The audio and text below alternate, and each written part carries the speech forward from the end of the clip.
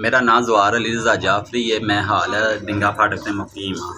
ठीक है, मेरे नाल 3 तो 4 दफ़ा इंसीडेंट होया कि मेरे ते कातलाना हमला किया गया है, तो मैंने जान तो मारने की कोशिश की गई है। 12-13 लाख रुपए की डकैती करके ते लै गए ने। पिछले महीने का मैं पर्चे दे आर्डर करवान लगा, लेकिन मैं एप्लीकेशन दी वो कोई कार्रवाई नहीं हो रही। उस तो इलावा इन्होंने मेरे फेक स्टाम्प, मेरे नाम के फेक स्टाम्प कढ़ाए ने। फेक स्टाम्प कढ़ा के थाने दे विच बतौरे एविडेंस इन्होंने पेश किए हैं, लिहाजा मैं उसका रिकॉर्ड कढ़ाया। बिल्कुल फेक स्टाम्प इन्होंने मेरे नाम के जैली स्टाम्प कढ़ाए ने।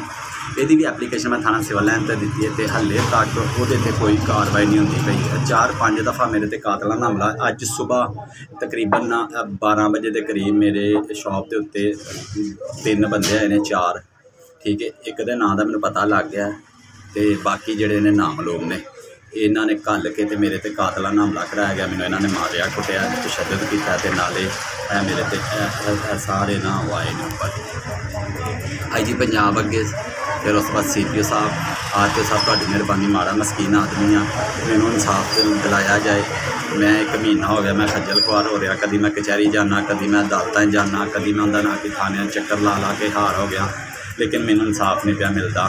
ठीक है, तो मेरी जान में खतरा है। ठीक है, शेख अवैस पहले नंबर पर, वल्द मोहम्मद अकरम सकना खोखर की, शेख गुलफाम वल्द मोहम्मद कैसर, ठीक है, सकना खोखर की। ये दोवें ही बंदे ने मेरे नाल कोई ना कोई इंसीडेंट रोज़ करवाते हैं पे। अगे 20 साल हो गए ने, कोई इंसीडेंट नहीं मेरे नाल इहो जिहा होया। जिद्दन दा मैं इन्हां दे खिलाफ एप्लीकेशन दी है पिछली 25 तरीक की, तो उहदे तो लैके हुण तक तीसरा चौथा इंसीडेंट है जिहड़ा हो गया।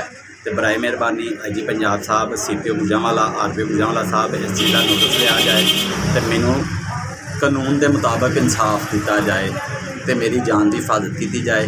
मैनूं जान तो खतरा है। मेहरबानी।